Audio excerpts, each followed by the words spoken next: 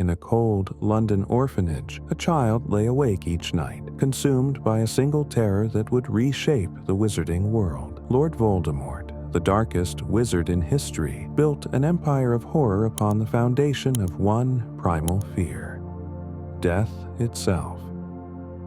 But in seeking to conquer mortality through the most forbidden magic, he wove the very trap that would destroy him. This is the story of how fear became power, and how power became a curse more terrible than death.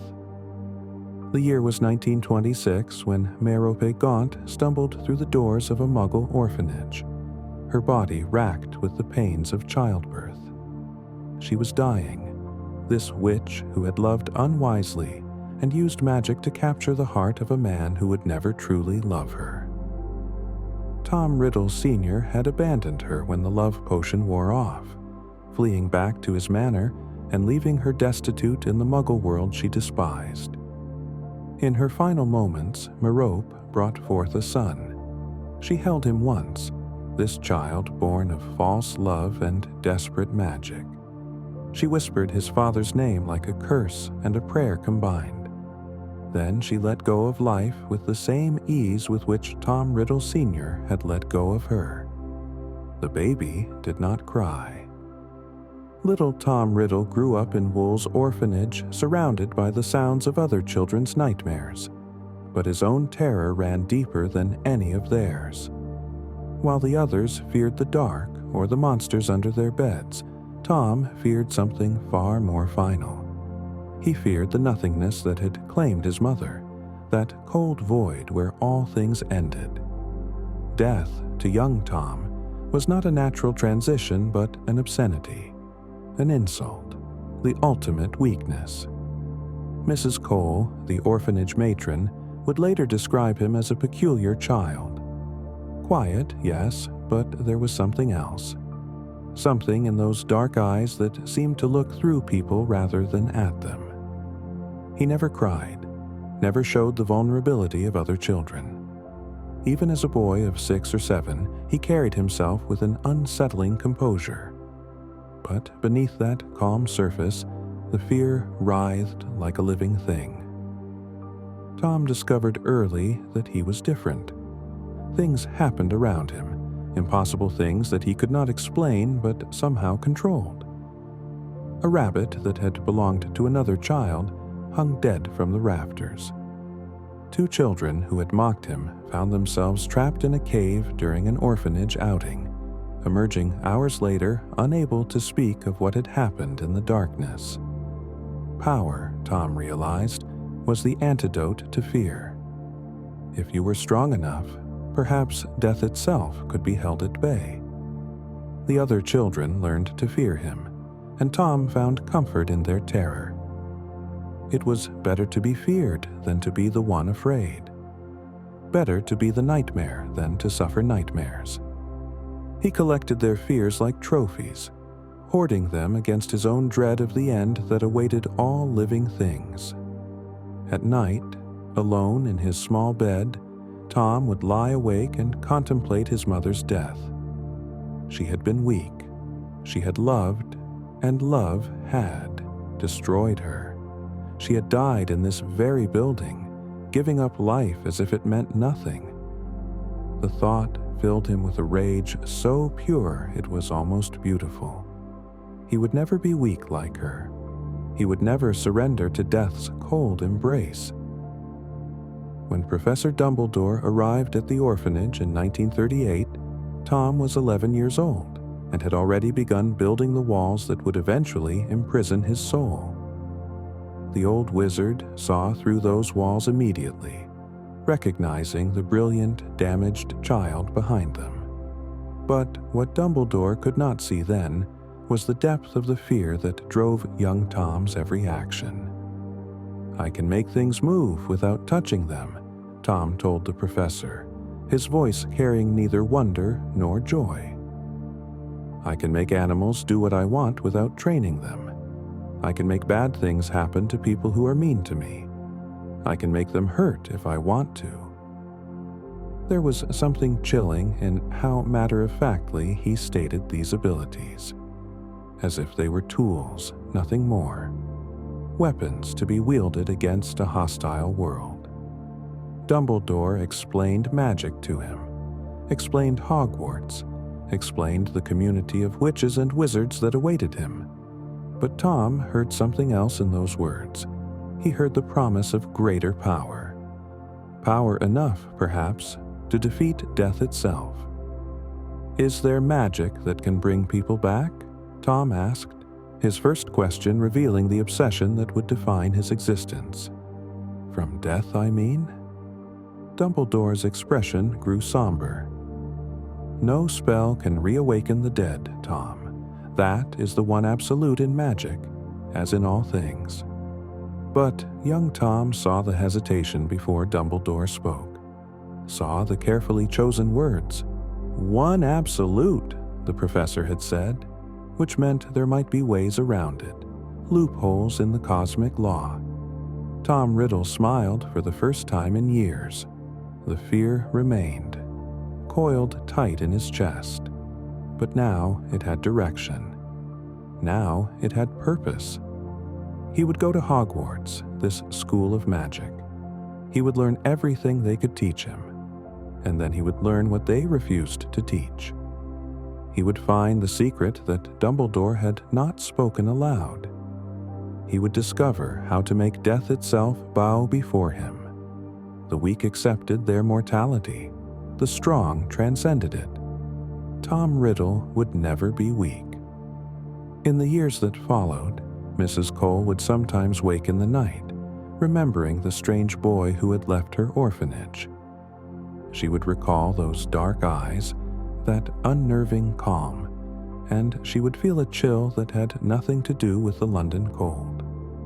She never knew how right her instincts had been. She never knew that the fear she glimpsed in that boy's eyes, buried deep beneath layers of control and cruelty, would one day spread like a plague across the entire wizarding world. But the story was far from over. In fact, it was only beginning. The Hogwarts Express carried Tom Riddle away from the gray misery of the orphanage and toward a destiny that would stain the wizarding world with terror. As the countryside blurred past his window, Tom felt no excitement, no childish wonder, only a cold determination settling into his bones like winter frost. Hogwarts was not an escape. It was an arsenal. The Sorting Hat barely touched his head before declaring him Slytherin. Some would later claim the hat hesitated, sensing something fundamentally wrong in the boy's mind. But if it did, the pause was brief. Tom belonged in Slytherin, the house of ambition, cunning, and those willing to do whatever necessary to achieve greatness. Or in Tom's case, to achieve immortality. From his very first day, Tom Riddle understood that knowledge was power, but knowledge alone was not enough. He needed influence. He needed people who would serve him, follow him, worship him. So he became exactly what Hogwarts wanted him to be: brilliant, charming, impeccably polite, and unfailingly helpful. The perfect student. Professors praised his academic excellence. Fellow students admired his confidence and charisma. Even the ghosts found him respectful and well-mannered. Only Dumbledore, now the Transfiguration Professor, watched Tom with eyes that saw beneath the carefully constructed facade. But Dumbledore said nothing. Perhaps he hoped Tom would choose a different path. Perhaps he believed the boy could still be saved. He was wrong. Tom devoured books with a hunger that disturbed even the librarians. He spent hours in the library, long after other students had gone to bed, his wand light illuminating texts on advanced magic, ancient spells, and the darkest corners of magical theory. He asked questions that made his professors uncomfortable, always phrased politely, always couched in academic curiosity. "Professor, I was reading about the nature of the soul, and I wondered, sir, In your experience with ancient magic, have you ever encountered references to, I came across a fascinating passage about life extension, and I thought you might clarify. Always probing, always searching, always hunting for the secret that would free him from the terror that woke him sweating in the night. In his second year, Tom discovered the Chamber of Secrets. It was not merely chance or cleverness that led him there, though he possessed both in abundance. It was destiny. The blood of Salazar Slytherin ran through his veins, inherited from his mother's wretched lineage. The Gaunts might have been degraded and destitute, but they carried the gift of Parseltongue, the ability to speak to serpents. Tom stood before the entrance to the chamber, speaking the words that would open it, and felt for the first time something approaching joy. Here was proof that he was special, chosen, marked for greatness.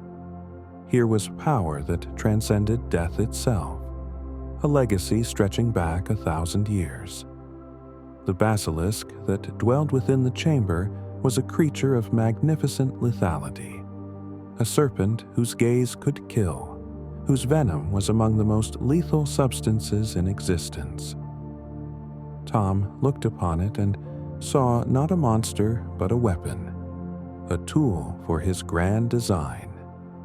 He was 15 when he commanded the basilisk to kill Myrtle Warren, a Muggle-born girl insignificant in the grand scheme of things. Her death served multiple purposes. It proved Tom's control over the serpent. It struck fear into the school, and most importantly, it provided him with something he needed: a murder. Because by then, Tom had discovered the secret that would change everything.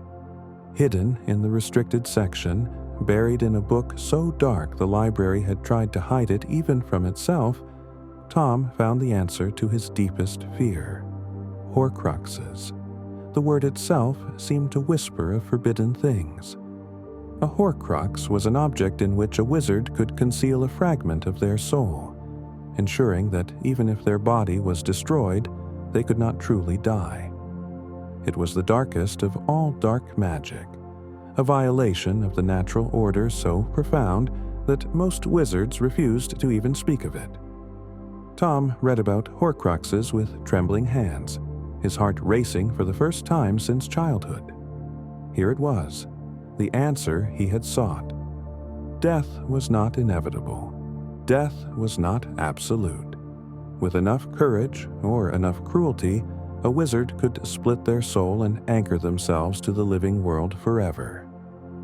The process required murder. The supreme act of evil, the ripping of another's soul from their body, would tear one's own soul as well. And in that moment of rupture, through the darkest of rituals, a fragment could be sealed away. Tom felt no horror at this revelation, only a fierce, burning triumph. But even in his excitement, caution prevailed. He needed to know more. The book provided the concept, but not the specifics. Tom needed guidance, and he knew exactly where to get it. Professor Horace Slughorn taught the potions, and had a weakness that Tom had noted from his first year: vanity. Slughorn collected talented students the way some wizards collected chocolate frog cards, basking in their reflected glory. He hosted exclusive gatherings, the Slug Club, for students he deemed promising. Tom had been invited immediately, of course, and he had played his role perfectly, the brilliant orphan boy grateful for the professor's attention and wisdom. Now, in his 6th year, Tom put on his most perfect performance yet. "Professor, I've been reading about souls," Tom began one evening after a Slug Club meeting, his tone carefully curious, intellectually engaged. Particularly about the ways they can be manipulated. For academic purposes, of course. Slughorn should have stopped him there. Any responsible teacher would have. But Tom had chosen his moment well. catching the professor after several glasses of wine when his guard was down and his ego was inflated. "I came across a term I didn't understand," Tom continued, his dark eyes wide with feigned innocence. "Horcrux. The book didn't explain it fully, and I wondered if you might—" Slughorn's face went pale. "Where did you read about that?" "Oh, just in passing," Tom lied smoothly. "I'm curious, that's all. How does one create a Horcrux?" And there, in that moment, Slughorn made the choice that would haunt him for the rest of his life. Perhaps it was the wine. Perhaps it was vanity, the desire to appear knowledgeable before his most brilliant student. Perhaps it was simply that he could not imagine the true depths of darkness lurking behind Tom Riddle's charming smile. He told him. Not everything, but enough. The murder, the incantation, the sealing of the fragment. Slughorn spoke in horrified whispers, emphasizing the evil of such magic, the monstrousness of splitting one's soul. But Tom heard none of the warnings. He heard only the instructions. "One could theoretically create multiple Horcruxes?" Tom asked, his voice still carefully casual. "For greater protection?" "Multiple." Slughorn looked ill. "Tom, even one Horcrux is an abomination. The soul is meant to be whole, intact. To split it even once is to damage yourself fundamentally. To split it multiple times would be—" He trailed off, unable to articulate the horror. But Tom's mind was already racing. If one Horcrux made you immortal, what would multiple Horcruxes do? Surely greater protection, greater insurance against death. 7, perhaps. 7 was the most powerfully magical number. 7 pieces of soul, scattered and hidden. 7 anchors to life.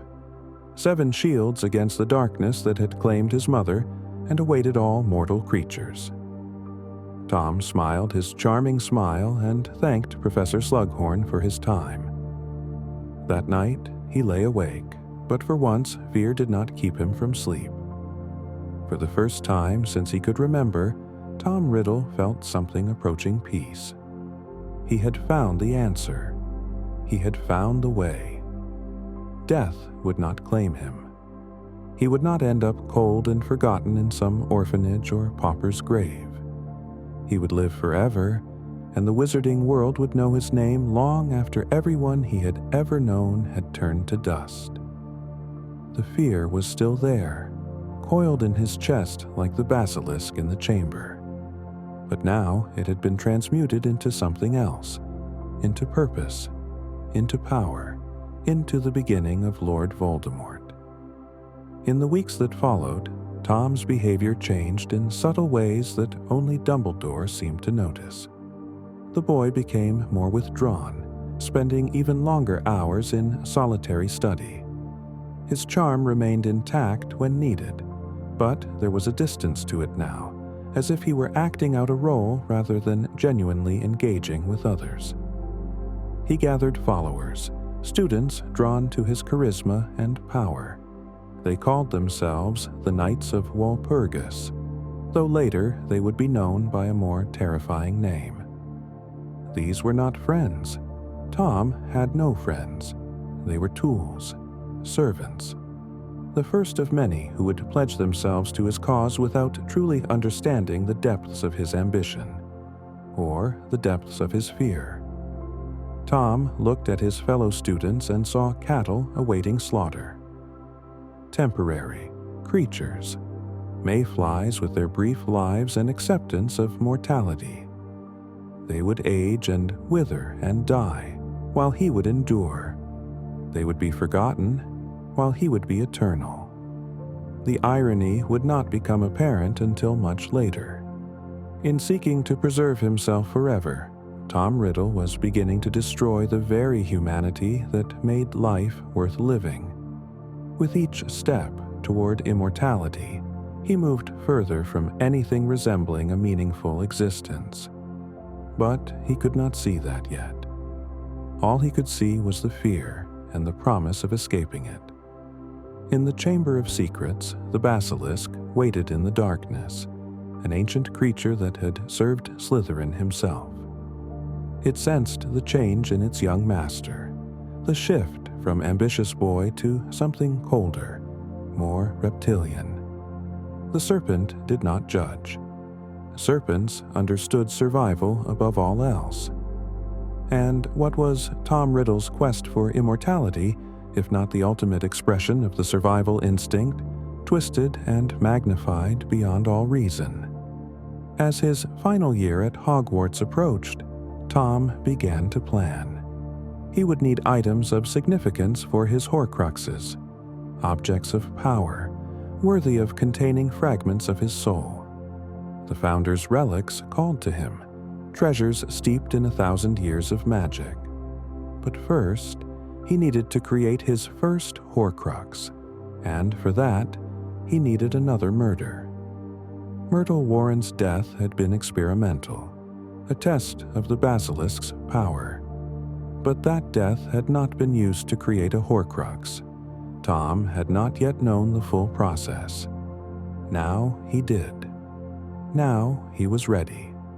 The victim would need to be chosen carefully, someone whose disappearance would not be immediately connected to him, someone whose death would serve a purpose beyond the mere creation of a Horcrux. Tom's thoughts turned to his father's family. The Riddles, wealthy muggles living in ignorant comfort in the village of Little Hangleton.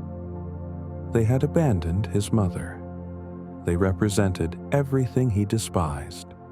The Muggle world that had left him to rot in an orphanage, the father who had never known he existed, the life of privilege that should have been his. Their deaths would serve justice and immortality both.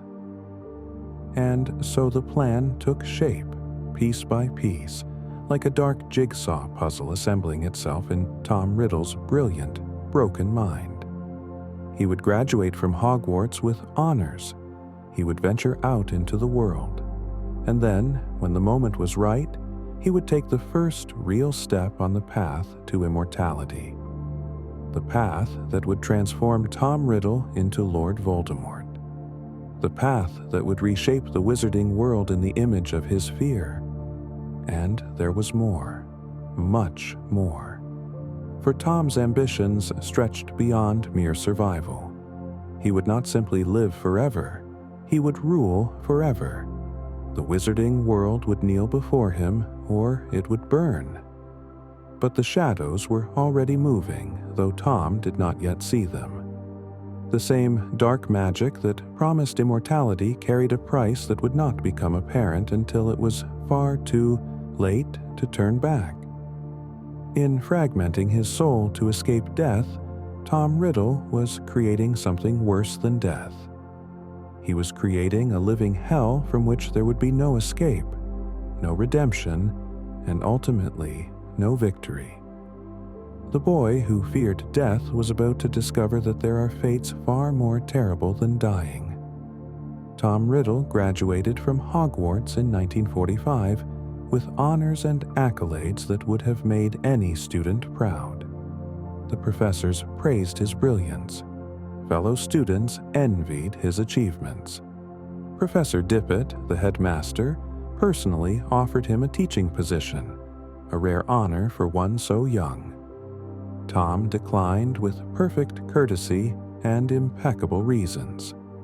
He wished to see the world, he explained, to broaden his magical education before settling into a career.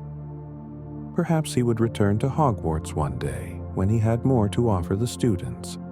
It was all lies, of course.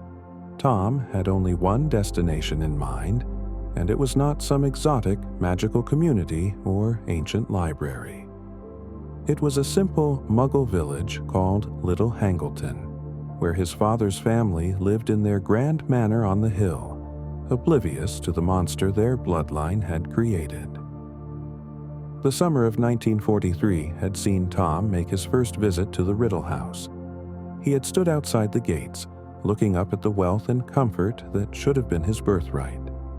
Inside those walls lived Tom Riddle Sr., the man who had abandoned his mother, the man whose face Tom saw every time he looked in a mirror, the man who would be his first real victim. Tom had not acted then. He had been only 16, still a student, not yet ready for what needed to be done. But he had learned what he needed to know: the layout of the house, the routines of its inhabitants, the isolation of the manor on its hill. Now, 2 years later, Tom returned. But he was no longer the uncertain boy who had gazed through those gates. He had the knowledge, he had the power, and he had an object of sufficient worth to house a fragment of his soul: a diary, simple in appearance, elegant in its mundanity.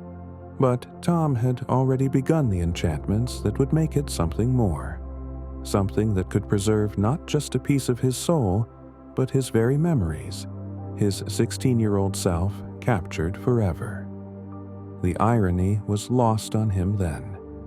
In seeking to escape death, he was choosing to remain forever that damaged, fearful boy who had stood in Dumbledore's office and demanded to know how to bring back the dead. The night was dark when Tom Riddle walked up the path to his father's house. No moon illuminated his steps. The darkness seemed to gather around him like a cloak, as if nature itself recognized the abomination he was about to commit. He knocked on the door with a composure that betrayed nothing of the rage coiled in his chest. When Thomas Riddle, Tom's grandfather, opened the door, he saw a handsome young man with dark hair and darker eyes. A young man who looked disturbingly familiar, though he could not place why. "I'm sorry to disturb you so late," Tom said, his voice smooth as silk, "but I believe we're family. My name is Tom Riddle." The words hung in the air like a curse. What happened in the Riddle house that night would become the stuff of local legend. The Muggle police would find 3 bodies: Thomas Riddle, Mary Riddle, and their son Tom Riddle Sr. No marks on them, no signs of violence. Just 3 people dead in their chairs, their faces frozen in expressions of absolute terror. The authorities would arrest the Riddle's gardener, Frank Bryce, though they would later release him for lack of evidence.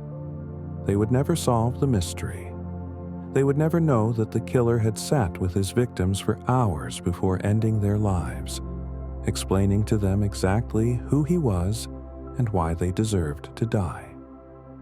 Tom Riddle Sr. had listened as his unknown son detailed every moment of Merope's suffering, every cold night in the orphanage, every fear, every loneliness, every abandonment. The man had wept, had begged, had promised anything if only his life would be spared. Tom had felt nothing but contempt. His father was weak, mortal, pathetic. When he finally spoke the words, Avada Kedavra, there was no hesitation, no remorse, only a fierce satisfaction as green light filled the room and his father's pleading eyes went blank and empty. Then his grandparents. 2 more flashes of green, 2 more bodies, 3 murders, 3 acts of supreme evil. Tom felt his soul tear. The sensation was not what he had expected. It was not painful exactly, but profoundly wrong, as if something fundamental inside him had been ripped apart, leaving a void that would never heal. Good. That void was the price of immortality. That wrongness was the cost of conquering death. Tom welcomed it. He spoke the incantation Slughorn had taught him, performed the ritual he had researched in the darkest corners of the restricted section. The fragment of his soul, his 16-year-old self, brilliant and ambitious and utterly consumed by fear, was sealed into the diary, his first Horcrux. Tom Riddle left Little Hangleton that night and never returned. But he took something with him, the certainty that he could do it again, would do it again. would create not one Horcrux but many until death itself would have no power over him. In the days that followed, Tom noticed the first changes, subtle things. His reflection seemed slightly altered, though he could not pinpoint exactly how. His eyes, perhaps, a shade darker. His features, marginally sharper. He dismissed it as imagination. The transformation he sought was spiritual, not physical. The body was just a vessel after all. What did it matter if it changed? He could not have been more wrong. Tom spent the next several years traveling the world, always searching, always learning. He visited Albania, where rumors spoke of ancient magic hidden in the forests. He journeyed to the remote corners of Europe, seeking out dark wizards, who might teach him secrets Hogwarts never would. He met Hepzibah Smith, a wealthy collector who possessed two treasures that called to Tom's ambitious heart: a locket that had belonged to Salazar Slytherin himself, and a cup that had once been Helga Hufflepuff's. She was a foolish woman, vain and boastful, proud of her possessions and eager to show them to the handsome young man from Borgin and Berks. Tom charmed her, as he had charmed so many others. But unlike the others, Hepzibah would pay for her trust with her life. When she died, poisoned though her house elf would take the blame, two priceless artifacts vanished from her collection. Tom took them and fled, already planning the murders that would transform them into Horcruxes. A poor Muggle tramp, killed in the night for Slytherin's locket. An Albanian peasant woman, murdered in her home for Hufflepuff's cup. With each murder, with each fragmentation of his soul, Tom changed. The alterations to his appearance accelerated. His face grew paler, more serpentine. His eyes took on a reddish tint. His features, once handsome enough to charm anyone, began to twist into something inhuman. But Tom noticed less and less. He was losing the ability to see himself clearly, to recognize what he was becoming. The fragments of soul he had left behind contained his humanity, his capacity for self-reflection. What remained in his body was purely focused on survival, on power, on the defeat of death. He returned to Hogwarts, seeking the teaching position he had once declined. But when Professor Dumbledore, now headmaster, saw what Tom Riddle had become, his refusal was absolute. Dumbledore looked at the creature before him and saw not the brilliant student he had once hoped to save, but a monster of Tom's own creation. The dark magic Tom had performed had marked him visibly. No amount of charm could hide what he had done to himself. "I cannot give you a position here, Tom," Dumbledore said quietly. "I know what you have done. I know what you are becoming." For the first time, Tom felt something approaching fear again. Not fear of death, he had conquered that, or so he believed, but fear of discovery. If Dumbledore knew about the Horcruxes, if he shared that knowledge. But Dumbledore said nothing more. Perhaps he suspected but did not know for certain. Perhaps he hoped that even now, Tom might turn back from the precipice. If so, it was a foolish hope. Tom left Hogwarts in rage, but the encounter had planted a seed of obsession. He would return to this castle one day. He would claim the teaching position that had been denied him. Or, if that proved impossible, he would find another way to leave his mark on the school that had been his only home. He would hide something there. Something precious. A Horcrux, perhaps, concealed within the very walls that had witnessed his transformation from boy to monster. But first, he needed more followers. The Knights of Walpurgis had grown in number, but they needed a new identity. Something that inspired terror. Something that would make the wizarding world tremble at the mere mention of their name. Death Eaters they would be called. Those who consumed death, who served the only wizard who had conquered it. And Tom needed a new name as well. Tom Riddle was the orphan boy, the abandoned child, the weak mortal creature he had been. That name carried the stain of his father, the shame of his origins. He would be reborn with a name worthy of his achievement. A name that would echo through history long after every wizard alive had turned to dust.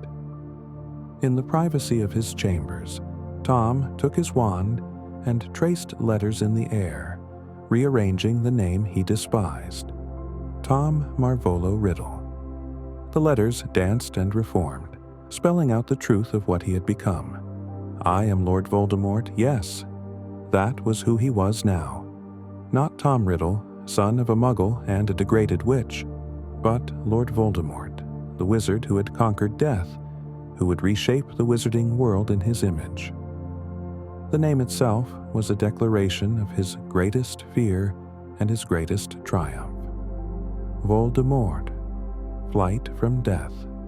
Even in his new identity, the terror that drove him remained visible to those who knew where to look. But Voldemort could not see it. With each piece of soul he had ripped away, he had lost more of his ability to understand himself, to recognize the obsession that consumed him. He gathered his followers and began his campaign in earnest. The 1960s saw the rise of Lord Voldemort, a dark wizard of terrible power who preached pure-blood supremacy and the subjugation of Muggles and Muggleborns. But his true goal was never about blood purity. That was just a tool, a way to gather followers, to build an army.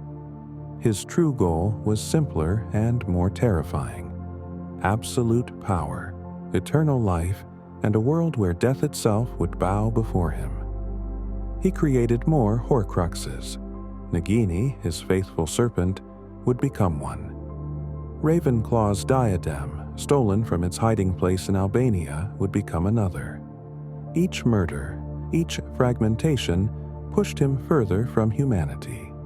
His followers looked upon him with a mixture of worship and terror. They called him "My Lord" and the Dark Lord, and they would have died at his command. But they did not truly see him. They saw power and ambition and dark magic. They did not see the fear that animated every decision, every cruelty, every act of violence. Lord Voldemort, the most feared dark wizard in a century, was still the frightened orphan boy lying awake in the darkness, terrified of the void that awaited all living things. By the 1970s, his appearance had become truly monstrous. His nose had flattened to mere slits. His skin was chalk white, stretched tight over his skull. His eyes burned red in the darkness. His hands were like claws, his fingers elongated and inhuman. He looked at his reflection and saw strength, power, immortality made manifest. He could not see that he had made himself into the very thing he feared most. A creature neither truly alive nor properly dead, trapped in a grotesque parody of existence, forever cut off from everything that made life worth living. The irony would have been beautiful if anyone had been left inside Lord Voldemort capable of appreciating irony. As his power grew and his followers multiplied, as the wizarding world began to tremble at the mere whisper of his name, Voldemort heard a prophecy. A child would be born with the power to defeat him. A child born as the 7th month died, to parents who had thrice defied him. For the first time in decades, Voldemort felt the cold touch of fear again. He had created 7 Horcruxes, the most powerfully magical number. He had split his soul into 8 pieces, scattered and hidden throughout the world. He should have been invincible, immortal, beyond the reach of any weapon, any spell, any prophecy. But the fear whispered otherwise. It reminded him that prophecies had power. that destiny was not easily denied, that somewhere a child was being born who represented everything Voldemort had spent his life trying to escape. A child who would not fear death, who would, in time, accept it. And in accepting what Voldemort could never accept, that child would become more powerful than the Dark Lord could possibly imagine. But Voldemort could not see that yet.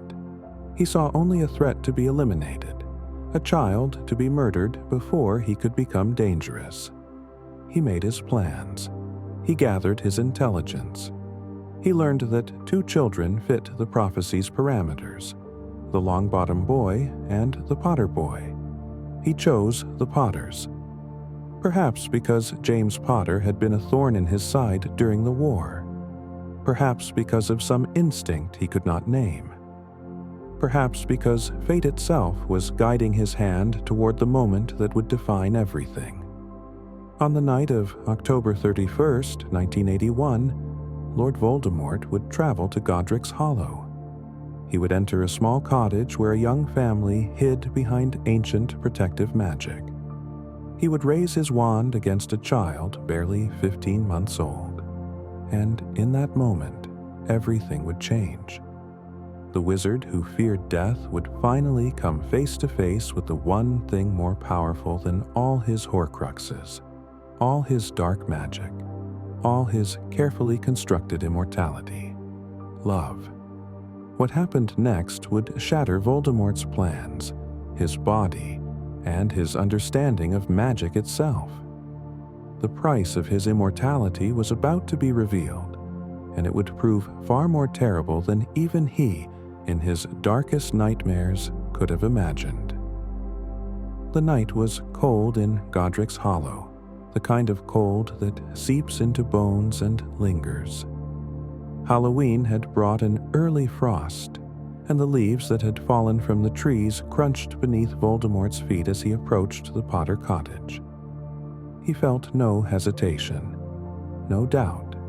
This was simply another obstacle to be removed, another threat to his immortality to be eliminated.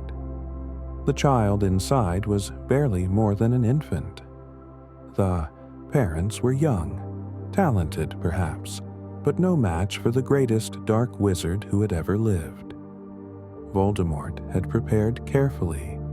He had learned the location from Peter Pettigrew, the traitor who had served as the Potter's secret keeper.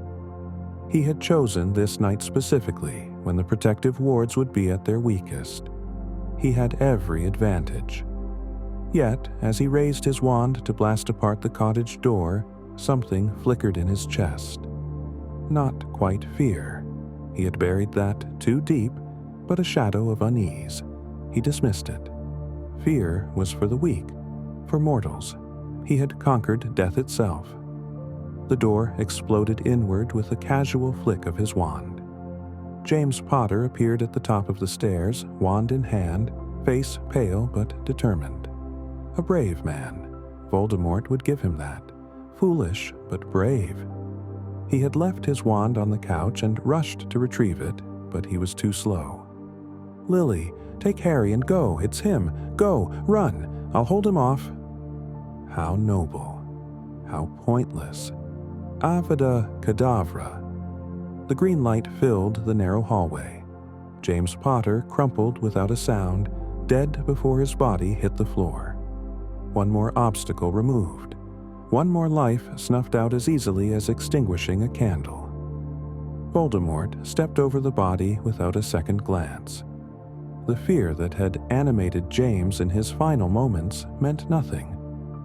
The love that had driven him to sacrifice himself was incomprehensible to the Dark Lord. These were just chemicals, just biological imperatives that evolution had burned into lesser creatures. Voldemort had transcended such weaknesses. He climbed the stairs, his red eyes fixed on the nursery door ahead. Behind it, he could hear a woman's voice, desperate and pleading. Lily Potter, begging for her son's life. The door opened easily. Inside, a young woman stood before a crib, her arms spread wide as if her fragile body could possibly shield the child behind her. Her wand lay abandoned on the floor. She must have known it was useless against him. "Not Harry, not Harry, please not Harry." Voldemort paused. It was rare that he offered mercy, but Lily Potter had caught the attention of Severus Snape, one of his most valuable servants. Snape had begged, actually begged, for the woman's life to be spared. Very well. One act of mercy would cost him nothing. "Stand aside, you silly girl. Stand aside now." But she didn't move. She pressed herself against the crib, tears streaming down her face, her whole body trembling with terror and determination. "Not Harry, please no. Take me, kill me instead. This is my last warning. Not Harry. Please, have mercy, have mercy." Voldemort felt a flicker of irritation. Why did she persist? He was offering her life, a gift more precious than she could understand. She could walk away. She could live. Why would she choose death for a child who could not possibly matter more than her own existence? Stand aside, girl." But Lily Potter would not move, could not move. Her love for her son had overridden every survival instinct, every rational thought. She would die for him, gladly, without hesitation. It was incomprehensible to Voldemort, offensive even. Did she not understand that life was the most precious thing? That survival was all that mattered? That death was the enemy to be avoided at any cost? Very well. The second killing curse of the night filled the nursery with sickly green light.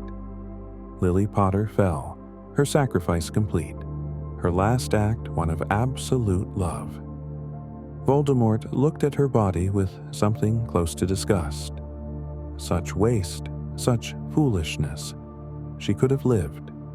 He turned to the crib where the boy stood watching him with startling green eyes, his mother's eyes. The child did not cry or cower. He simply looked up at the monster before him with the fearless curiosity of innocence. Harry Potter, the child of prophecy, the supposed threat to the Dark Lord's immortality. Voldemort raised his wand for the third time that night. This would be over in seconds.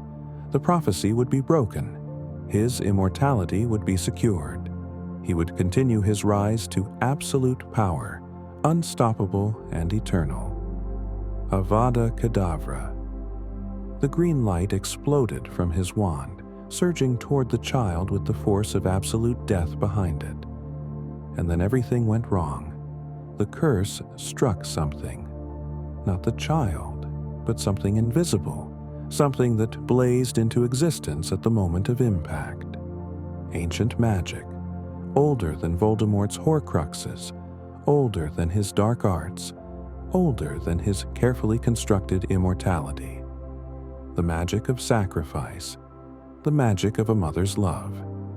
Lily Potter's death had activated a protection that Voldemort, in all his knowledge and power, had never considered. She had been given a choice: stand aside or die, and she had chosen death. Chosen it freely, knowingly, for love of her son. That choice had power. More power than any Horcrux. More power than any dark magic Voldemort had ever mastered. The killing curse rebounded. Voldemort felt it hit him like a physical blow. The spell he had cast 1,000 times turned back upon its master. His body began to disintegrate. The carefully maintained vessel that housed what remained of his shattered soul starting to fail. But worse, far worse, was what happened next. The rebounded curse, carrying a fragment of Voldemort's already mutilated soul, struck Harry Potter. The boy's forehead split open in a lightning bolt scar, and in that wound, a piece of the Dark Lord's soul found refuge. An 8th Horcrux, unintended, unplanned, a violation of everything Voldemort had so carefully calculated. His body gave out completely. The Dark Lord, immortal and invincible, felt his physical form dissolve like smoke. The last thing he saw was the child in the crib, crying now, marked forever by their encounter. Then there was nothing but agony and darkness. For the first time in decades, Voldemort experienced something close to death. But it was not death. Death would have been a mercy. Death would have been an ending. This was something infinitely worse. He existed, but not as a living thing. He had consciousness, but no body. He had awareness, but no ability to act upon the world. His Horcruxes had done their job. They had prevented his complete destruction, but they had also condemned him to a state of existence more terrible than anything he had imagined. Voldemort was less than a ghost.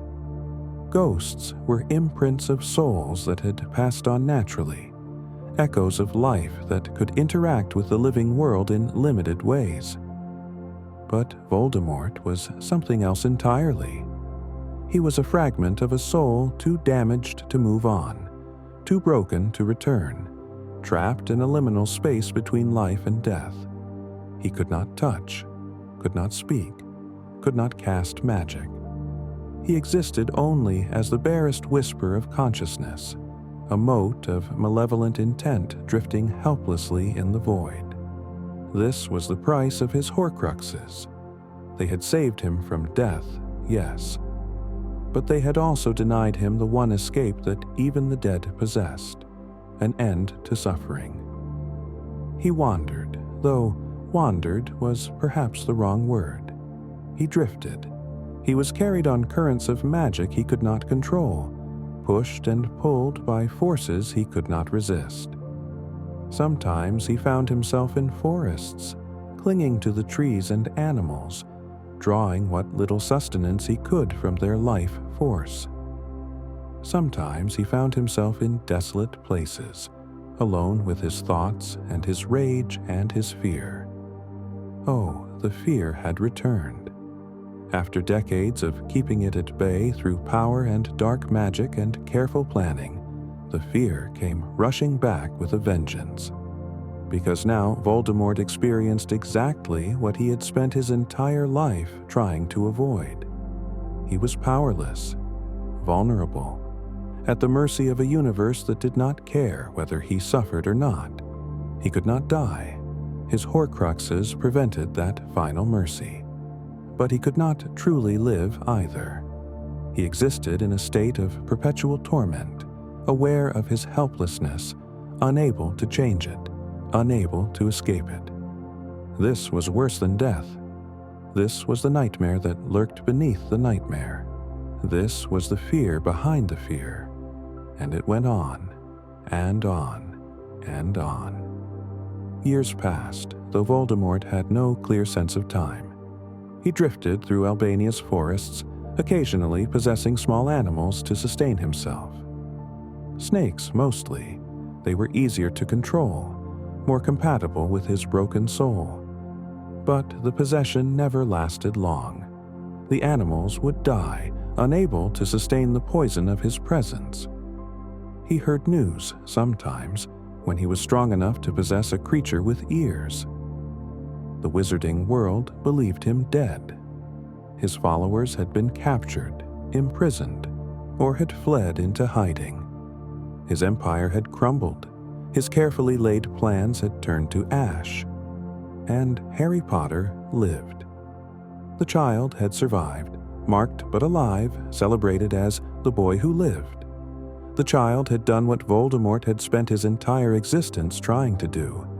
He had faced death and survived. The irony would have been exquisite if Voldemort had retained enough humanity to appreciate irony. Sometimes in his lucid moments, Voldemort tried to understand what had happened. His knowledge of magic was vast, but this magic, Lily Potter's sacrifice, was beyond his comprehension. How could love be power? How could the willingness to die create protection? It violated everything he understood about magic, about power, about survival. But understanding was meaningless without the ability to act, and Voldemort could do nothing but drift and suffer and rage impotently against his fate. He tried to reach his followers through dreams, through dark magic, through any connection that might remain. But his voice could not carry beyond the void he inhabited. The Death Eaters who might have searched for him believed him gone. The Horcruxes that anchored him to life could not pull him back to it. He was trapped. In his darkest moments, and all moments were dark now, Voldemort wondered if this was to be his eternity, forever drifting, forever powerless, forever aware of his own helplessness. The immortality he had fought so hard to achieve had become an immortality of suffering. Death would have been kinder. But death was not an option. He had made certain of that. 7 Horcruxes he had created. 7 anchors to life.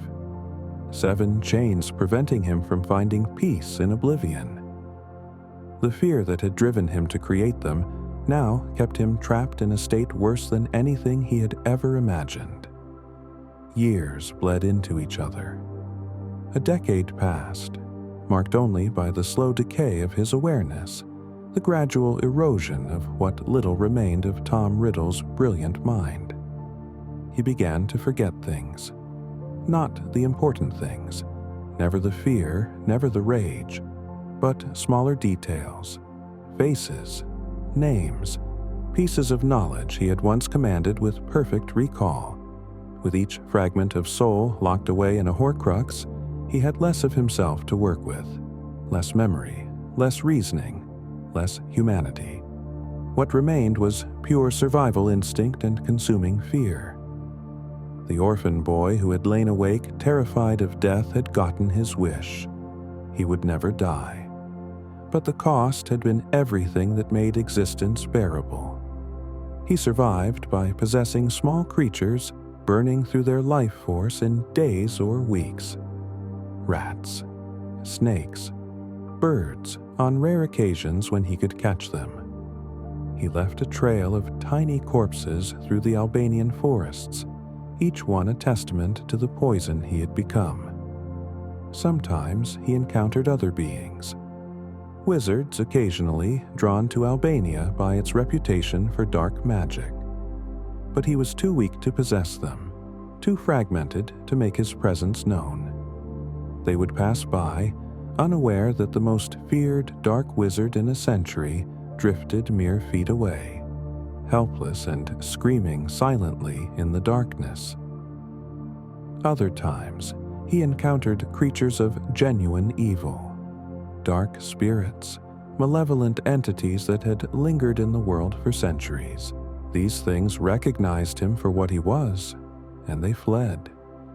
Even they could sense that what Voldemort had become was unnatural, wrong, an abomination that violated the fundamental laws of existence.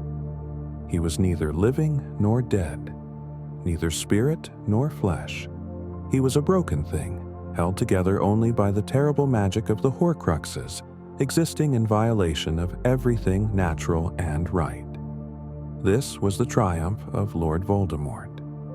This was the victory over death he had sought since childhood. But there was hope, though Voldemort barely dared to acknowledge it. His Horcruxes existed. They anchored him. And if he could find a way back to the world of the living, if he could find someone to help him, if he could regain even a fraction of his former power, he could return. He could rebuild. He could have his revenge against the boy who had destroyed him and the world that had celebrated his fall. It would take a servant, someone loyal enough or desperate enough or foolish enough to risk everything to bring him back. Someone who could find him in this forsaken corner of the world and give him a path to restoration. Voldemort waited, because waiting was all he could do. Waited and suffered and clung to existence with the desperate fear that had defined him since childhood. The irony continued to build, though he could not see it. In fragmenting his soul to escape death, he had created the very vulnerability that destroyed him. In trying to ensure his survival, he had condemned himself to a fate worse than any death. In fearing mortality, he had created for himself an immortality of pure torment. And still, even now, even in this state of absolute helplessness, Voldemort could not let go, could not accept that death might be a release rather than an ending, could not understand that some things were truly worse than dying. The fear would not let him rest. The fear that had driven every decision, every cruelty, every act of dark magic would not allow him to simply stop existing. So he drifted and suffered and waited for deliverance that might never come. But fate, it seemed, was not finished with Lord Voldemort. Far away, in a stone castle in Britain, a man named Quirinus Quirrell was planning a journey to Albania. A nervous, stuttering man who sought knowledge of the dark arts, who had heard rumors of power hidden in those ancient forests. And in the darkness between life and death, something that had once been Tom Riddle stirred with desperate hope.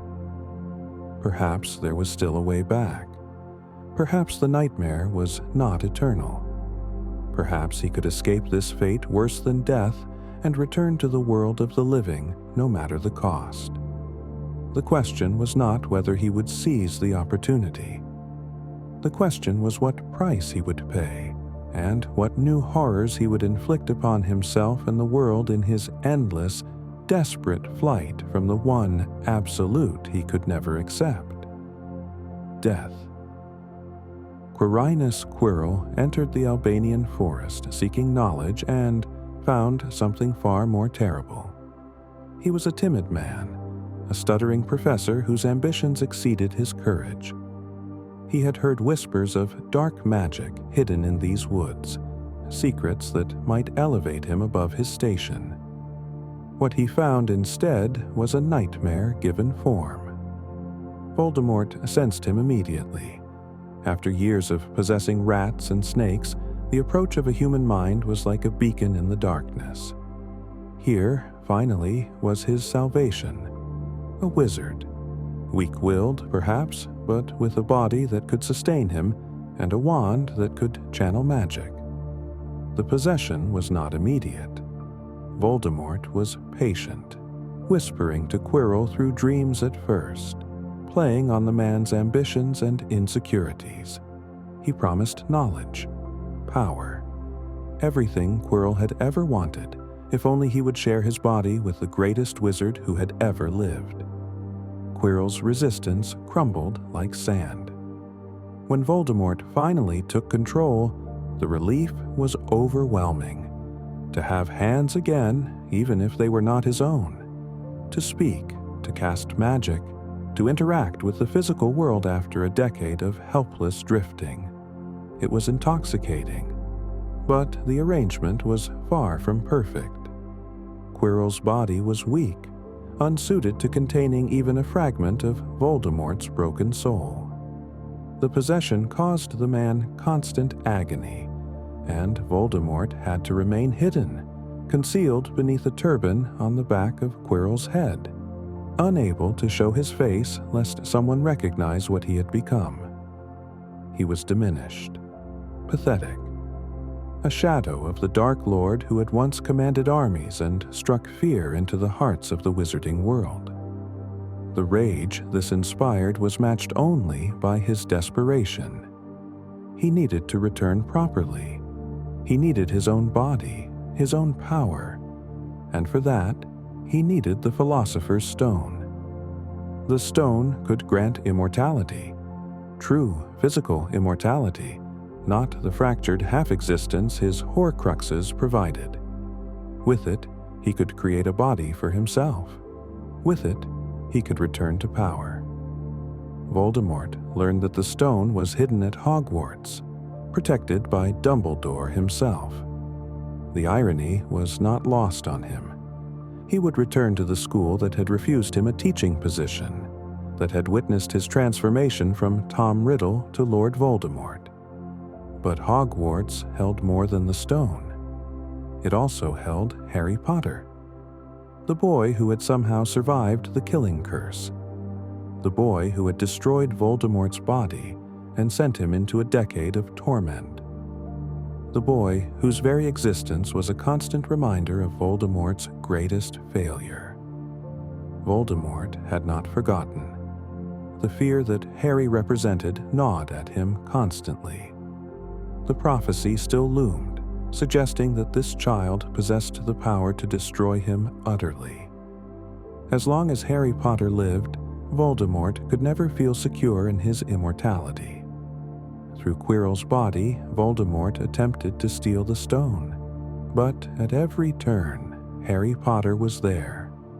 The boy who should have died, who should have been nothing more than a footnote in history, stood between Voldemort and his resurrection. The final confrontation in the chamber beneath Hogwarts revealed something that shook Voldemort to his core. When Quirrell tried to touch Harry, the boy's skin burned like acid. The protection Lily Potter had died to give her son still lingered, still powerful, still denying Voldemort what he sought. Love. Always love. This force that Voldemort could not understand, could not manipulate, could not overcome with all his dark magic and centuries of knowledge. Quirrell's body gave out, burned and destroyed by Harry's touch.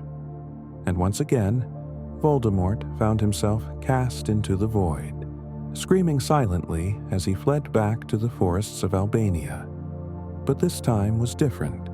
This time, he had tasted restoration, however brief. He had held a wand again, cast magic again, spoken with his own voice. He knew it was possible to return. And so the wait began anew, but now with purpose. He would find another servant. He would find another way back. No matter how long it took, no matter what it cost, he would return. The fear drove him now more than ever. Those years as less than a ghost had taught him something terrible. There were indeed fates worse than death, and he was living, if such a word could be used, in one of them.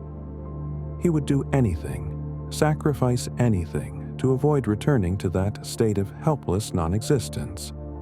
Anything. Peter Pettigrew found him in 1994. The rat who had betrayed the Potters came crawling through the Albanian forest, seeking his fallen master. Wormtail was driven by fear as well. Fear of Sirius Black's escape from Azkaban, fear of the vengeance that awaited him, fear of dying alone and unmourned. Two creatures driven by fear, finding each other in the darkness. Pettigrew was weak, cowardly, and pathetic, but he was useful. With shaking hands, he performed a rudimentary ritual, one that could give Voldemort a basic physical form. The result was hideous. A malformed thing, barely more than a fetus, with red eyes and a flat, snake-like face. But it was a body. It could move, could speak, could plan. It was not enough. Not nearly enough, but it was a beginning. Voldemort began to plan his true resurrection.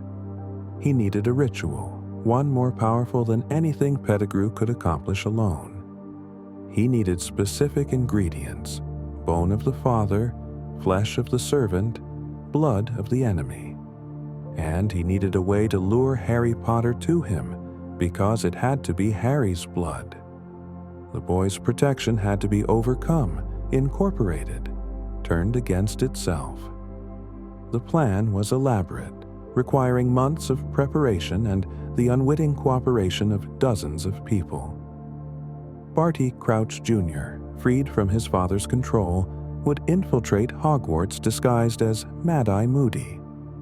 The Triwizard Tournament would provide the perfect opportunity to isolate Harry, and a portkey would bring the boy directly to Voldemort, to the graveyard in Little Hangleton, where his father's bones lay waiting. It worked perfectly. Too perfectly, perhaps. Should Voldemort have wondered why everything fell into place so easily? Should he have questioned whether fate itself was guiding events toward some preordained conclusion? But fear and desperation clouded his judgment. He wanted his body back so badly that he did not stop to consider the larger implications of using Harry's blood in the resurrection ritual. On June 24, 1995, in the graveyard of Little Hangleton, Voldemort was reborn. Pettigrew performed the ritual with trembling hands. The bone of Tom Riddle Sr., the father who had abandoned him, was stolen from the grave. Pettigrew's own hand was severed, the flesh of a servant given willingly, and Harry's blood, forced from him against his will, was added to the cauldron. When Voldemort rose from that cauldron, he was restored. His body was his own again, tall and terrible, with red eyes and serpentine features. He was powerful, more powerful than he had been before his fall. But he was also changed. The decade of suffering had marked him in ways that went beyond the physical. His red eyes held a wild quality now, a hint of the madness that comes from existing too long in a state no being was meant to endure. His voice, when he spoke, carried an edge of hysteria barely kept in check. He had returned, but he had not returned whole. Voldemort looked at his new body, his powerful, terrible new body, and felt no triumph, only relief. And beneath the relief, the ever-present fear that it could all be taken away again, that he could be cast back into that void of non-existence. He could not let that happen, would not let that happen. His first act was to summon his Death Eaters, pressing his finger to the dark mark on his arm and calling them to him. They came, some eagerly, others reluctantly. They knelt before him, some in genuine worship, others in terror of what would happen if they refused. Voldemort looked at them and saw only tools, potential betrayers, weaknesses to be managed. In his years of suffering, whatever capacity he had once possessed for trust, minimal though it had been, had evaporated entirely. Then he turned to Harry Potter, bound and helpless in the graveyard. The boy who had destroyed him once, the boy who could, according to prophecy, destroy him again. Every instinct screamed at Voldemort to kill him immediately, to eliminate the threat once and for all. But pride, that sin he had never managed to shed despite fragmenting his soul, demanded something more. He wanted to prove his superiority, wanted to defeat Harry in a proper duel, to demonstrate to his Death Eaters and to himself that the boy's previous victory had been nothing but luck. It was a mistake. When their wands connected, the priori incantatem effect manifested. The souls of Voldemort's recent victims began to emerge from his wand. James Potter, Lily Potter, Cedric Diggory, and others. They held the connection long enough for Harry to escape, taking Cedric's body with him. Voldemort had returned, and within minutes, he had already failed to kill Harry Potter a second time. The Second Wizarding War began in earnest, but it was not the war Voldemort had waged before.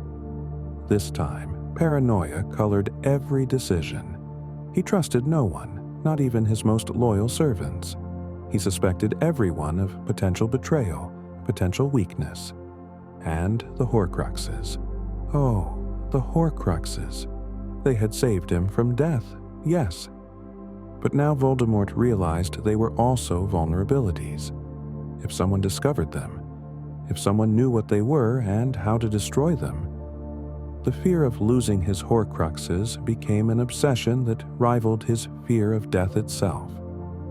He began checking on them, visiting their hiding places, reinforcing their protections. The diary had already been destroyed. He had felt it, a sharp pain that told him one of his anchors to life had been severed. How? Who had discovered it? Who knew about his Horcruxes? Dumbledore. It had to be Dumbledore. The old wizard was the only one with the knowledge and power to uncover Voldemort's darkest secrets. And if Dumbledore knew about the Horcruxes, he would hunt them all down. The thought terrified Voldemort in ways that even Harry Potter did not. Harry was dangerous, yes, but he was just a boy. Dumbledore was the one wizard Voldemort had ever truly feared, the one opponent whose power might match or even exceed his own. Voldemort's strategy became defensive rather than offensive. Instead of boldly seizing power, he worked through manipulation and fear. Instead of confronting his enemies directly, he sent others to do his work. Instead of risking himself, he hid behind his followers and his creatures. The Dark Lord, who had once strode fearlessly into battle, now cowered behind walls of protection, terrified of the death he had spent his entire life trying to escape. His Death Eaters noticed. Some, like Bellatrix Lestrange, remained fanatically loyal. Others began to question. Still, others remembered the Dark Lord of old, who had led from the front rather than hiding in the shadows. But Voldemort could not see his own weakness. Fear had blinded him. When he learned that Harry and Dumbledore were hunting his Horcruxes, his paranoia exploded into full-blown terror. He checked on them obsessively. The ring in the gaunt shack, destroyed. The locket, hidden in the cave, stolen. The cup in Bellatrix's vault, threatened. Each loss was like losing a piece of himself, which, in a very literal sense, it was. Voldemort made Nagini his final Horcrux, and kept the serpent close to him at all times. He could not trust anyone else to protect her, could not risk losing this last anchor to immortality. The irony was devastating. In creating the Horcruxes to conquer his fear of death, Voldemort had created a different kind of prison. He was trapped by his own immortality, forced to watch helplessly as, one by one, his safeguards were destroyed. And Harry Potter. Always Harry Potter. The boy survived everything Voldemort threw at him. Every trap, every plot, every curse. He survived and grew stronger, while Voldemort grew more desperate and more afraid. The Battle of the Department of Mysteries should have been a triumph. The prophecy would finally be revealed in full. Voldemort would understand exactly what threat Harry represented. Instead, it became another failure. The prophecy was destroyed. Dumbledore himself appeared, dueling Voldemort in a display of magic that proved the old wizard was still his equal. And the Ministry, which had denied Voldemort's return, could deny it no longer. Voldemort fled. The Dark Lord, returned to power, fled from Dumbledore like a frightened child. The fear was consuming him now. Every decision was driven by it. Every plan was designed to minimize his own risk. When Dumbledore needed to be eliminated, Voldemort did not do it himself. He ordered Draco Malfoy, knowing the boy would likely fail. And when Draco did fail, Severus Snape, the most trusted, most valuable servant Voldemort possessed, completed the task. Voldemort did not see the trap that had been laid, did not understand that Dumbledore had orchestrated his own death, did not realize that even in dying, the old wizard was outmaneuvering him. Because fear had made Voldemort stupid. It had made him reactive instead of proactive. It had turned the brilliant Tom Riddle, who had charmed professors and solved thousand-year-old mysteries, into a paranoid tyrant who jumped at shadows. With Dumbledore dead and the Ministry fallen, Voldemort should have been triumphant. The wizarding world was his. But he felt no triumph, only a crushing anxiety about the remaining Horcruxes and a consuming obsession with killing Harry Potter. He took over Hogwarts, placing it under the control of Severus Snape and the Carrows. He wanted to draw Harry out, force him to return to the school and face his doom. But Harry did not come. Instead, he was out there somewhere, hunting the remaining Horcruxes, getting closer and closer to destroying Voldemort's immortality forever. The fear became unbearable. Voldemort checked on the diadem in the Room of Requirement, but even Hogwarts' protections could not ease his paranoia. He kept Nagini closer than ever, barely letting the serpent out of his sight. He was the most powerful dark wizard in the world, commanding armies and striking fear into every heart. But inside, he was still the frightened orphan boy, lying awake in the darkness, terrified that death would find him despite everything he had done to escape it. And fate, with its bitter sense of irony, was preparing to grant him exactly what he feared most. But first, there would be revelations. Truths about that night in Godric's Hollow that would shake even Voldemort's fragmented understanding of magic. Secrets about his own soul that he had never suspected. Mistakes he had made in his blind rush to conquer death. The endgame was approaching. The final confrontation between the wizard who feared death and the boy who accepted it. Between immortality earned through murder and life lived with courage. Between Tom Riddle's broken soul and Harry Potter's whole one. And when the dust settled, one truth would become painfully clear. In trying to escape death, Voldemort had created something far worse than dying. He had created a life not worth living. The connection between Voldemort and Harry Potter had always been more than prophecy, more than the linking of their wands, more than the strange ability they shared to glimpse each other's thoughts. But Voldemort, in all his knowledge and power, did not understand the true nature of that connection until Severus Snape's dying moments revealed the truth. Harry Potter was a Horcrux. When Voldemort learned this, through Nagini's memories of Snape's death, the revelation should have filled him with horror. Instead, he felt a savage triumph. This explained everything: the connection, the boy's survival, the protection that burned Quirrell's flesh. A piece of Voldemort's own soul lived inside Harry Potter, which meant that as long as the boy lived, Voldemort could not truly die.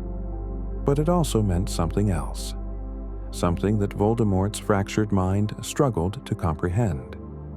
To kill Harry, to truly, finally eliminate the threat he represented, Voldemort would have to destroy a piece of his own soul, would have to voluntarily give up one of the anchors that tethered him to immortality. The irony was exquisite. Voldemort's greatest enemy was also his greatest protection. The boy he most wanted dead was the very thing keeping him alive. For a moment, just a moment, something that might have been doubt flickered in Voldemort's mind.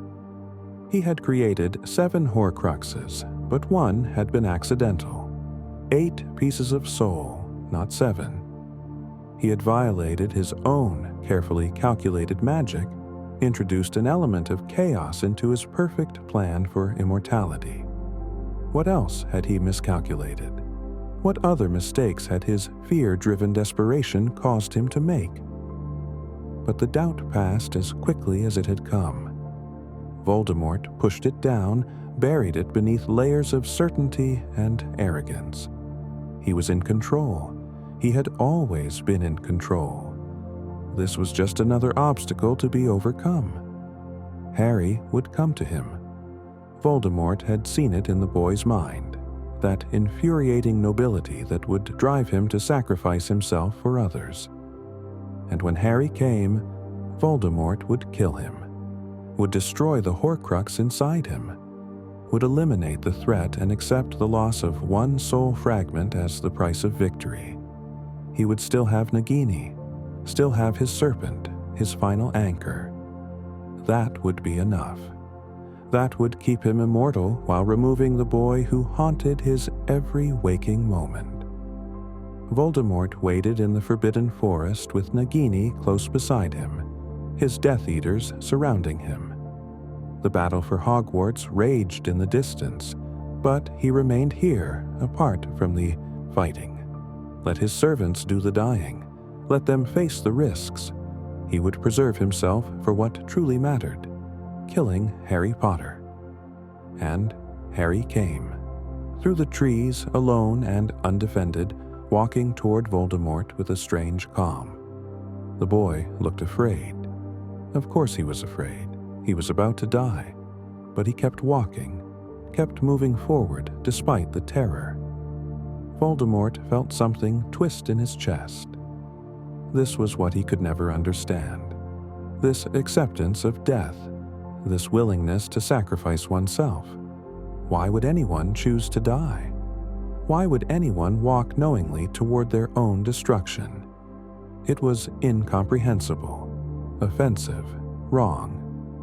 Harry Potter, Voldemort said, his voice carrying through the silent forest, the boy who lived, come to die. Harry said nothing. He simply stood there, waiting. Behind him, the shades of those he had loved watched. His mother, his father, Sirius, Remus. Manifestations from the resurrection stone he carried.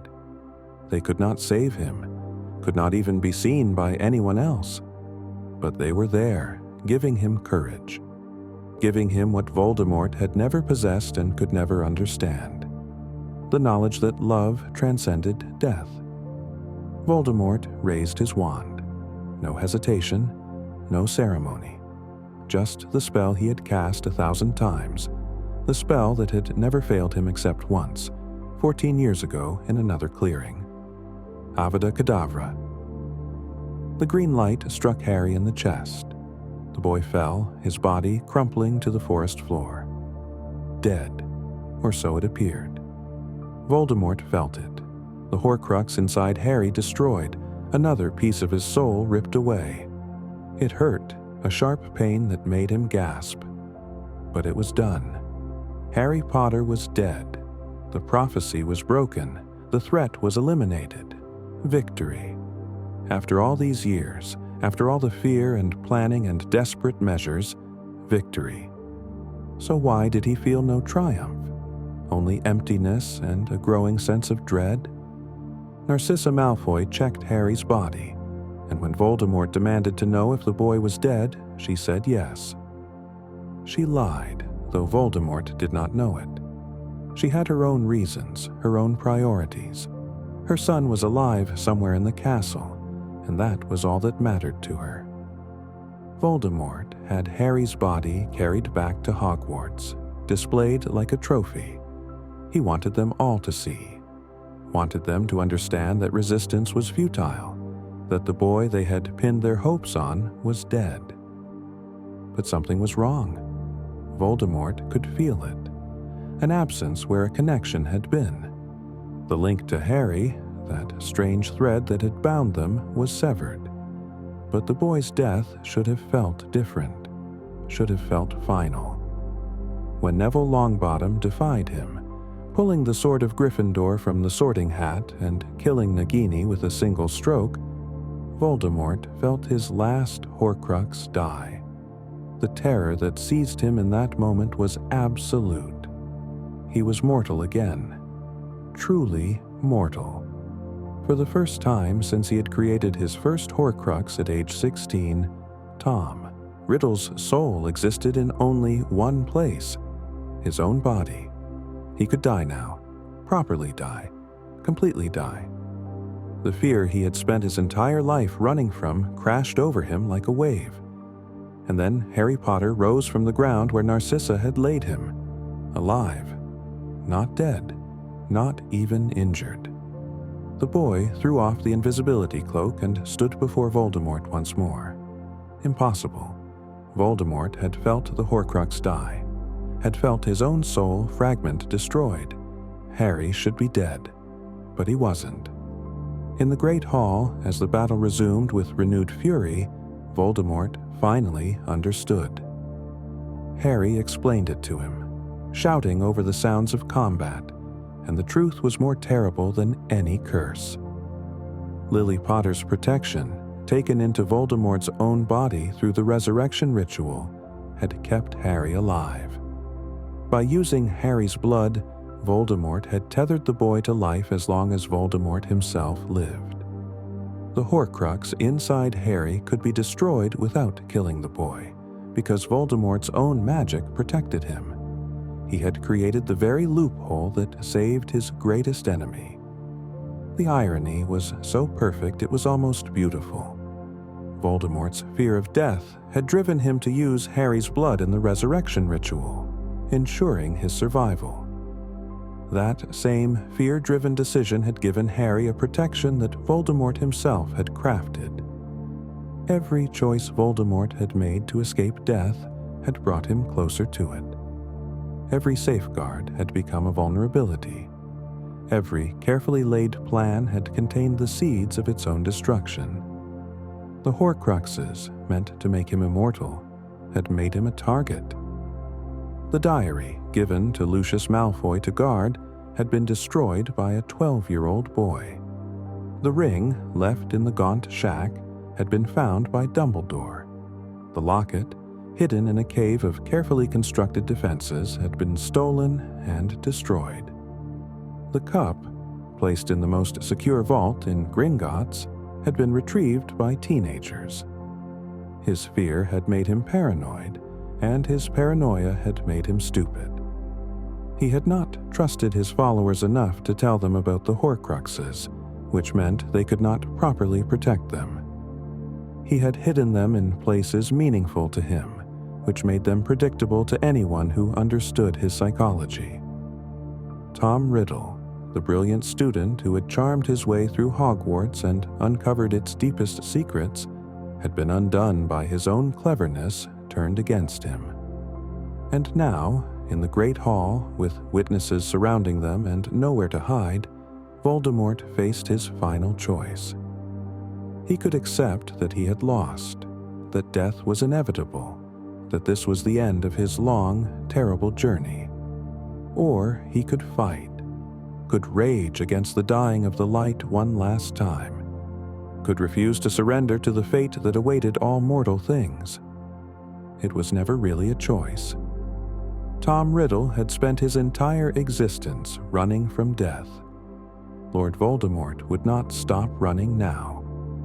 He raised his wand one final time, cast the killing curse at Harry Potter one final time, refused to learn, refused to change, refused to accept what every living creature must eventually accept.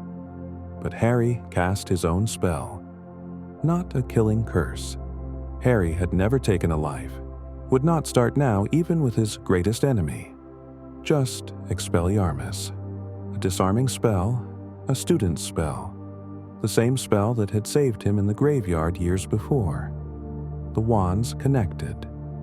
The Elder Wand, which Voldemort had stolen from Dumbledore's tomb, recognized its true master. Not Voldemort. Not Snape, who had killed Dumbledore, but Harry Potter, who had disarmed Draco Malfoy, who had disarmed Dumbledore on the Astronomy Tower.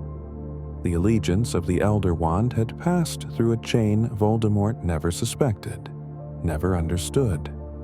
Because he had never understood loyalty, had never comprehended that the Death Stick could not be won through murder.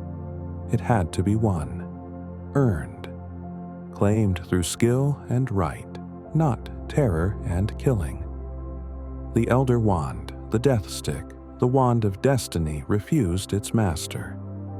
The killing curse rebounded for the second and final time. And Lord Voldemort, the most powerful dark wizard in history, the man who had conquered death itself, died. Not dramatically. Not in some great conflagration of dark magic. He simply fell, his body crumpling to the ground, his red eyes going blank and empty. Tom Riddle was dead. Finally, truly, completely dead. The soul that remained, damaged, fragmented, twisted by decades of dark magic, had nowhere to go. No Horcruxes to anchor it, no body to possess, no escape from the final mercy that Tom Riddle had spent his life trying to avoid. Death claimed him, and this time there was no coming back. In his final moment, what did Voldemort feel? Did he finally understand? Did he grasp, in that last instant of consciousness, the tremendous waste his life had been? Did he recognize that every horror he had inflicted, every soul he had destroyed, every piece of humanity he had sacrificed, had all been for nothing? Did he realize that Harry Potter, a boy who had accepted death, had become more powerful than the Dark Lord could ever be? That love, that force Voldemort had dismissed as weakness, was the ultimate power. Did he see at last that death was not the enemy, that the enemy was the fear of death, and that fear had consumed him so completely that he had never really lived at all? No one would ever know. Tom Riddle's final thoughts died with him, taking their secrets into the darkness he had feared for so long. His body lay on the floor of the great hall, and it was unremarkable. Not a Dark Lord, not an immortal wizard, not a force of nature, just a man, dead like any other man. His magic gone, his power dissolved, his carefully constructed immortality proven to be nothing but a desperate illusion. The students and teachers who had fought against him looked down at the corpse and felt not triumph but a kind of sad relief. The war was over. The nightmare had ended. But at such terrible cost. Voldemort's body was removed from the castle and buried in an unmarked grave, far from the places he had known in life. No monument, no memorial, just earth and stone, and the slow decay that claimed all flesh. It was the fate Tom Riddle had feared more than anything: to be forgotten, to be unmourned, to end up in an anonymous grave, no different from any other dead thing. He had tried so hard to make himself immortal, to ensure his name would echo through history forever, and, in a sense, he had succeeded. The name Voldemort would be remembered, studied, analyzed for generations to come.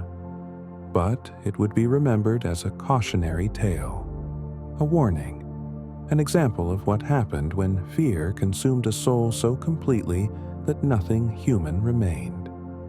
Lord Voldemort had conquered death, but in doing so, he had lost everything that made death worth defying. He had destroyed himself piece by piece, seeking to preserve himself forever. The paradox would have been poetic if it weren't so horrific. The orphan boy who lay awake at night, terrified of death, had gotten everything he said he wanted. He had made himself immortal through the darkest magic ever conceived. He had ensured that even when his body was destroyed, his soul would persist. And in the end, all it had brought him was suffering. Years of torment, decades of paranoia, a lifetime of isolation and fear. He had never known love, never felt joy, never experienced any of the things that made existence meaningful. He had lived forever, in a sense, but he had never truly lived at all. As the sun rose over Hogwarts on the morning after the battle, Harry Potter stood by a window and looked out at the dawning day. He had faced death and survived, had accepted his mortality and found it gave him power that Voldemort's immortality never could. He thought of the resurrection stone, lying in the forest where he had dropped it. He would not retrieve it, would not seek to bring back those he had lost.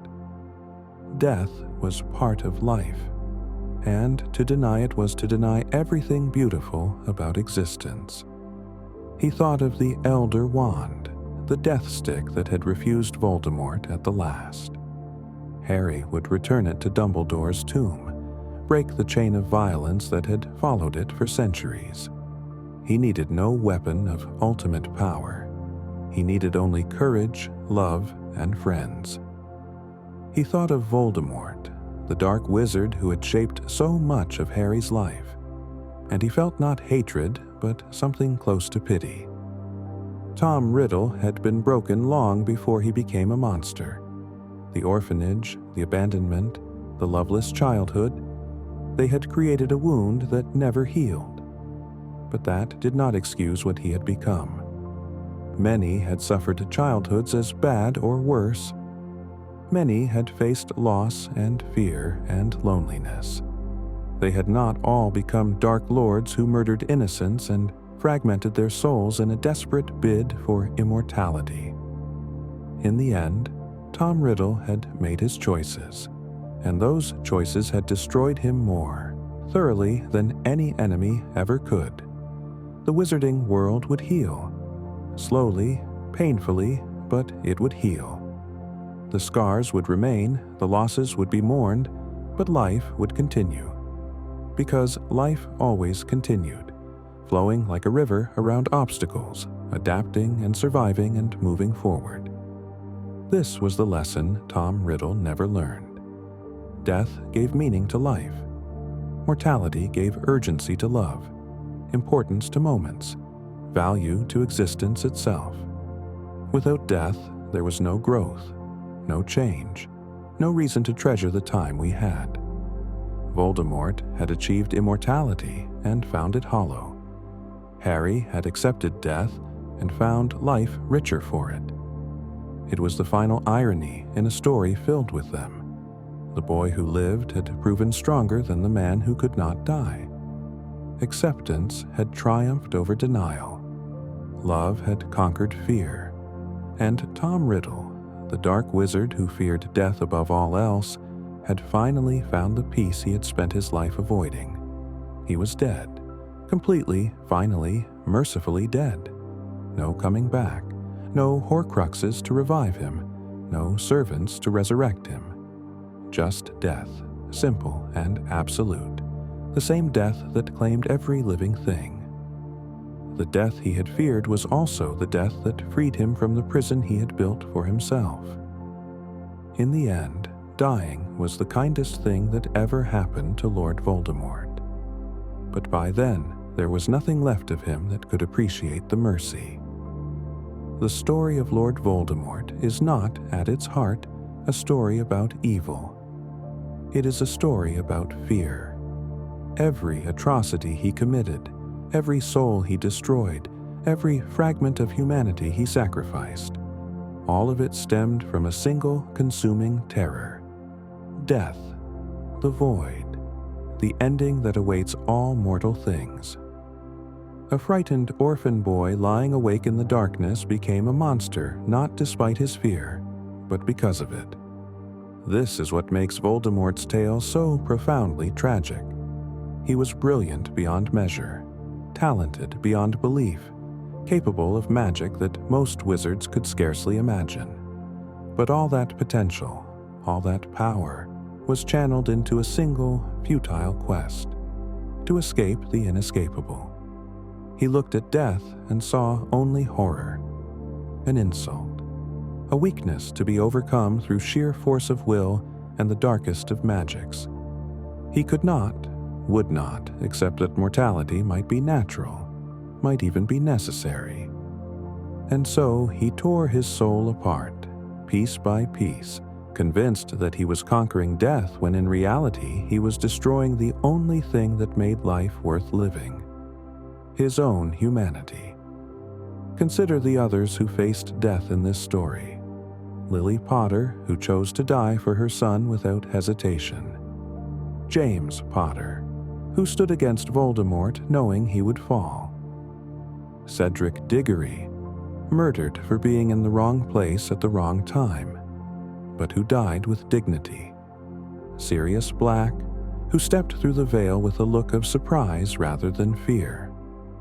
They all accepted what Voldemort never could, that death is not the enemy, that a life lived with love and purpose, however brief, has more meaning than an eternity spent in fear and isolation.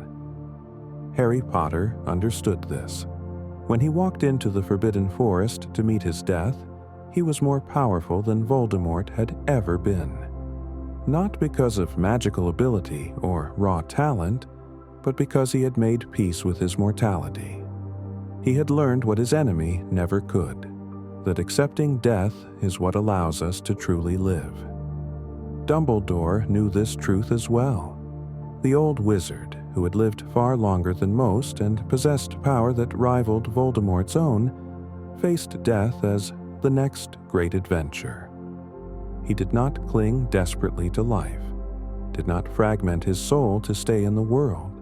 He let go when his time came, and in doing so, he demonstrated a courage that Voldemort could never comprehend. Even Snape, complicated and morally ambiguous as he was, understood. He protected Harry for years, knowing it might cost him everything. When death came for him in the Shrieking Shack, he faced it not with terror but with the quiet satisfaction of a mission completed. He had loved, and he had served that love to the end. It gave his death meaning. But Voldemort had nothing. No love to give his sacrifice purpose. No relationships to make his existence meaningful. No connections to anchor him to the world in any way that mattered. He had only fear and the elaborate architecture of dark magic he had built to keep that fear at bay. The Horcruxes were not symbols of power. They were symbols of cowardice. Each one represented another moment when Voldemort chose fear over courage, survival over meaning, existence over life. He preserved himself at the cost of everything that made preservation worthwhile. The most chilling aspect of Voldemort's story is how preventable it all was. Tom Riddle was not born evil. He was born into terrible circumstances, abandoned, orphaned, raised without love in a cold institution. But many others have suffered similar fates and chose different paths. The orphanage did not make Tom Riddle into Voldemort. Fear did, and the choices fear drove him to make. At any point, he could have turned back. After creating his first Horcrux, he could have stopped, could have sought another path to power that did not require destroying his soul. After his first defeat, during those years of suffering as less than a ghost, he could have accepted that death might be preferable to that tortured existence. Even at the very end, in the Great Hall, Harry offered him one final chance, begged him to feel remorse, to try for some redemption, to understand that there was still time to heal his broken soul. But Voldemort refused. He chose fear over growth, denial over acceptance, pride over wisdom. And so he died as he had lived, alone, afraid, and utterly without understanding of what he had lost. The legacy of Lord Voldemort endures not as a testament to power, but as a warning. He proved that it is possible to make oneself immortal through dark magic. He proved that death can be technically defeated, that a soul can be anchored to the world through murder and profane ritual. But he also proved that such victory is hollow, that immortality without love is a prison, that existence without connection is torture, that a life spent running from death is no life at all. The true immortality, the kind worth seeking, comes not from Horcruxes, but from the lives we touch, the love we give, the courage we show in the face of our inevitable end. Lily Potter is more truly immortal than Voldemort ever was, because her love echoes through her son and the world he saved. Dumbledore lives on in the students he taught and the wisdom he imparted. Even Fred Weasley, who died far too young, achieved a kind of immortality through the joy and laughter he brought to those who loved him. These were the forms of immortality that mattered. These were the ways to conquer death that Voldemort, in all his brilliance, never discovered. In the end, the orphan boy who feared the dark got exactly what he feared most. not death itself. That would have been a mercy. But the ultimate insignificance. His body disposed of without ceremony, his name remembered only as a cautionary tale, his great works of dark magic dismantled and forgotten. He sought to make the wizarding world tremble at the sound of his name forever. He succeeded, but not in the way he imagined. Voldemort became synonymous not with power, but with the terrible cost of fearing death too much. Parents would tell their children his story not to inspire but to warn. This is what happens when fear consumes you. This is what becomes of those who cannot accept their mortality. The boy who would not die became the man who never truly lived. The wizard who conquered death discovered too late that in doing so, he had destroyed everything that made survival worthwhile. The Dark Lord who sought eternal power found only eternal emptiness. And in a quiet forest clearing, a stone lay hidden in the moss, the Resurrection Stone, dropped by Harry Potter and never retrieved. It had the power to bring back shades of the dead, to blur the line between life and death. But Harry left it there, understanding what Voldemort never could. Death is not the enemy. Fear is the enemy. And the only way to defeat that fear is not through dark magic or desperate measures, but through acceptance, through love, through living fully in the time we have, knowing it will end, and finding meaning in that very temporality. This was the lesson Tom Riddle needed to learn but never did. This was the truth that could have saved him from becoming Voldemort. This was the wisdom that might have turned one of the most brilliant wizards in history into one of the greatest, rather than one of the most terrible. The fear of death does not make us immortal. It only prevents us from truly living. And that, in the end, is the real tragedy of Lord Voldemort. Not that he died, but that he spent so much of his existence already dead inside, a hollow thing animated only by terror, incapable of experiencing the joy, love, and connection that make mortality bearable. He conquered death and lost everything. Harry accepted death and gained the world. There is no clearer illustration of which path leads to real power, real meaning, real life. The dark wizard who feared death serves now as an eternal reminder. What we fear most has the power to destroy us. Not from without, but from within.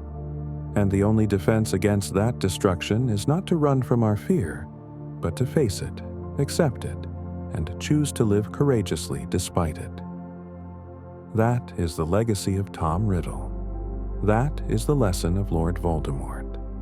That is the truth his terrible story teaches us across the years. Fear death less. Live life more. And understand that our mortality, far from being our greatest weakness, is the very thing that gives our existence meaning, urgency, and beauty. In the end, death comes for us all. The only choice we have is how we live with that knowledge. We can let it paralyze us, destroy us, turn us into monsters. Or we can let it liberate us, inspire us, drive us to love more deeply and live more fully in the time we have. Tom Riddle made his choice, and the wizarding world will remember it forever, not as an example to follow, but as a warning of the abyss that awaits those who cannot accept the one truth that unites every living thing. We are mortal, and that is not a weakness to be overcome. It is the very thing that makes us human.